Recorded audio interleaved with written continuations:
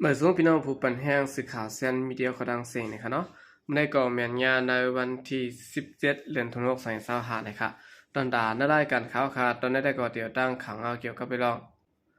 ก็ซึกตับซึกจึงใต้อาเซียเอสเอพร้อมตัวตันตาจอยแถมตับซึกจึงใต้ SPP SSA ในนาทีปัดของนะครับเดี๋ยวดังข่าวเงาในเซียวก็มาผักตอนปั้นพี่น้องเขากว่านะครับเนาะตอนด่าข่าวเงาคนได้ก็อ่ำใจร่างสื่อข่าวได้แล้วอันอยู่ไว้ประดายกุ้มกำอาเซียสเขาปืนเผาให้งานหนังเก่านะครับอันนี้ได้ก็ที่เป็นตั้งสื่อข่าวเงาแรงมุ่นใหม่เขาเตรียมต่างลงไว้ปลายกำเป็นสื่อหานเตรียมไว้นะครับ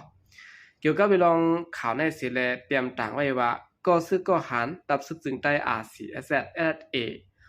ฮอตมีไว้ตีลอกจอกลายคาและเมืองกึ้งเนื้อปืนตีเหรียญดินเมืองใต้ปอดห้องปอดจานจับกันนั่นเมือนหนังพร้อมตัวตันตาเต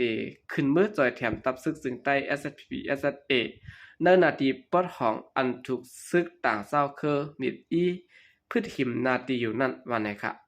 เกี่ยวกับในก้นเมืองลอกจอกก็หนึ่งลัดเนว่าตั้งฝ่ายตับซึกจึงใต้อาเซียแซดบอกมามีไว้เจมเมอร์ในปี2023ในเสตะตั้งในเข้าอยู่นังกันมังปอกมังแล้ว SPP ก็กว่ามาก็มีข่าวว่าแน่เกี่ยวกับในปีน้องเวงไล่ข่าวปางหลวงก็ลัดว่าตั้งได้ก็มีซึกว่า UWSA หนุ่มโคมิกหมายซึกใต้ SPP นั้นเสด็จอยู่ไว้เขาหมอลัดความใต้ความมันค่ะเขาลัดความว่าความเขกไว้เขาและผู้ได้ก็อาเซียนก็มีไว้ตีลาในได้ก็อ่ำจางลัดในไรว่าในค่ะเนาะเกี่ยวกับกับสืบต้องทำผู้คันปากภายรับซึกซึ่งใต้ SPP SSA และดังตับซึกซึ่งใต้อาเซียนอยู่สิดาก็อ่ำกับสืบไรว่าในค่ะก็ซึกเนอตับซึกซึ่งใต้อาเซียนอันนำของซื้อก้อนหนึ่งลัดเนี่ยว่าลองอันสายซึกฮอตมาต้งหนึ่งอยู่ที่เนอแก่เหรียญดินเมืองใต้ปอดจานปอดห้องจับกันในมันแมนอยู่ค่ะพอ SPP โลแห่งก้นก็เข้าคาพร้อมตัวตันตาเด็กเขาห่มป้าจอยแถมตาเกลิดปันลองอย่าพืชอันตับซึกซึ่งใต้ SPP SSA ไหลทบญานั่นอยู่วันในคณะก่อนปุ่นมาตั้งสองฝ่ายนะครับเนาะยามเปลี่ยนปางตึกกันมาอยู่เสตะก้อยกะว่าตั้งแต่โฮเลนเมในปี2025มาในวัยเสสันเงางุ้น2ตับซึกไหลปืนเผากึดตึกกันไว้ยาวในก็ซึกตับซึกตื่นใต้อาเซียแซด SSA ดัง SPP อำไปขึ้นมีรองตุ้มเตอร์เสียมกาบางปอดบางตอนก็ภูมิสั้นและกวนซึกปาตามีรองสุดซักเข้าออกกันเสียและโจห้องกันกินเจาะซ่อมกันซะในอยู่ก็มีวันในค่ะจุ้มซื้อหลีปอดห้อง3จุ้มเทียนเอและดังตับซึกเก่ากลาง MNT อันยามปืนเผาตาไลเพตเลติโมคาเลซีในนั้นก็โฮมกัน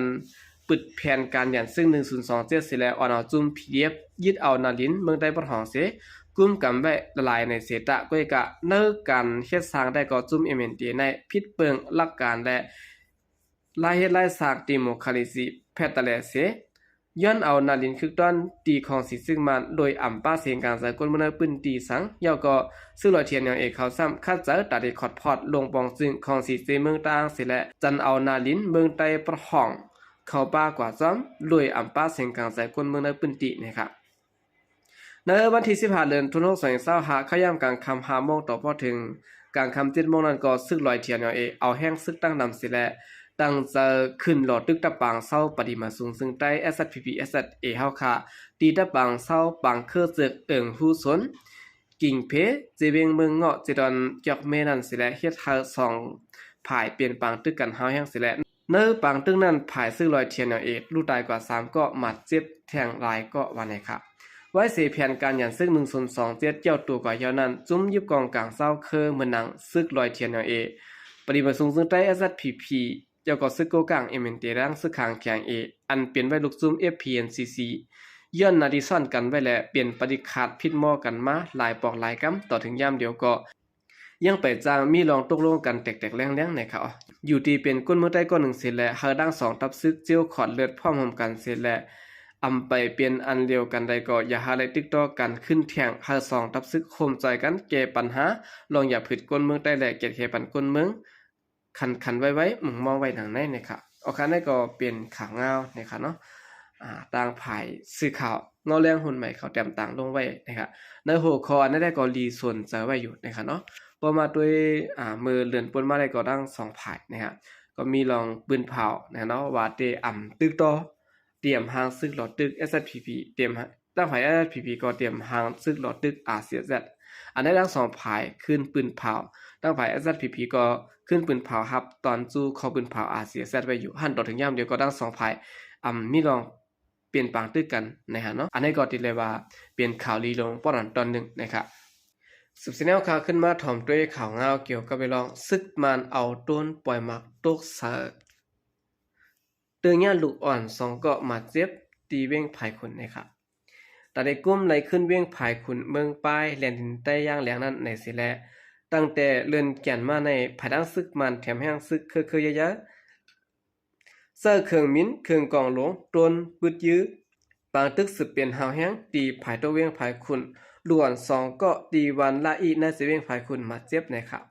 เมื่อในวันที่16เดือนธันวาคม2025เข้ายามกลางนา11 โมงมีปางตึกสังเสในเวียงภายคุณซึ่งมาเอาต้น2ลำปล่อยหมักตีโคงเห็นปลาหิตะตีวันละอีในสิเวียงภายคุณนั่นไหนจึงแก่แขกคนเมืองเวียงภายคุณปืนเผาไว้นังไหนย้อนไปภายด้านซึ่งมันเอาต้นปล่อยหมักตกเตือนญาลูกอ่อนเส้นปันจันเงา2เกาะมาเจ็บย้อนบนแรงพ้นอินเทอร์เน็ตได้แลเปลี่ยนทุกล่างเผาสื่อสังอันมันได้ก็ไปมีเผายืนยันได้นะครับกวนใจไปเพศซึกที่เวียงภายคุณลาดกว่าในด้านสื่อข่าวพุทธฮอค่ะว่าในข้าร่างวงวางในภายตั้งซึกมันแถมแห้งซึกมาคือใหญ่ๆแหละและยินเสียงกองเสียงหมากกวนเมื่อว่าในก่อเครื่องมินซึกมันมาปั่น2-3 กำในก่อซึกมันเอาต้นปล่อยตั้งวันละอีในวันในเขาย่ำเดียวปางตึกสืบเป็นเฮาแห้งไว้ตั้งภายลอยเป้าวันละแห่ในวันเจือนมีภายตัวเวียงภายขุนและวันอันมีในเจเวียงเมืองปลายฉะนั้นคนเมืองเจือนอยู่สำปางตึกนั้นไหลเงื่องไปเข้ามาในเถื่อนในคือหลวงซอยแถมไว้ตั้งน้ำในเขา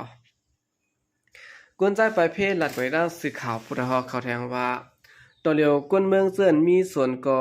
กว่าอยู่ในส่วนขะมีส่วนให้ก็ไปเขาเถื่อนเขาคือไว้เขาย้อนเปอและยินเสียงกองเสียงหมากกวนและอยู่ป้อห่างกันพังเสียและอยู่ไว้ค่ะย้อนเปอและอยู่ในเถื่อนในคือและนำก็หมดสายค่ะพยางโมกาก็คุมทนเขาน้ำตั้งกินก็โลเปลี่ยนอันหยับเจอลายลองลายตั้งไว้วันให้เขาเมื่อในกล้วยหลังเก่าในคณะภายตั้งผีเดียเมืองป้ายMPผีเดียปืนเผาลัดไว้ว่าในวันที่14เดือนธันวาคม2025ยามบ่ายวัน2 โมงภายตั้งซึกมันลามยื้อกองหลงตีภายใต้เมืองป้าย7 ลูกเฮ็ดให้เฮือนกวนเมืองในปืนตีลูกก่อยและกวนบ้าน2ก็มาเจ็บจ้อมนะครับไว้เสียซึกมันยึดเมืองมาเจมเมอร์ไว้เสียซึกมันยึดเมืองมาในจีเวียงเมืองป้ายภายขุนและจ้อมแดนดินใต้ย่างแหลงในจีเวียงลอยคอซึ่งมันยึดเมืองตั้งซึกผีเดียเปลี่ยนบางตึกกันเฮาแห้งจอมทุ่งสันร้อยย่ำเดียวภายด้านซึกมันโทษซึกเข้ามาและปางตึกสึกเปลี่ยนเฮาแห้งไว้อยู่นะครับเอาคันได้ก็เปลี่ยนเงาลายตีแลนินจับเมืองแต่และเมืองย่างแหลงที่จับกันนั่นนะครับภายด้านของซึกมันเอาต้นปล่อยหมากใส่นะครับเอาค่ะกำเดินสุดได้ก็ยินจมนับยองกุมถึงพี่น้องผู้กำแถมปัญหาขอดังเสียงอยู่เขายินจมนับยองอย่านำเสข่าวใจก็เดียมาสงค่ะ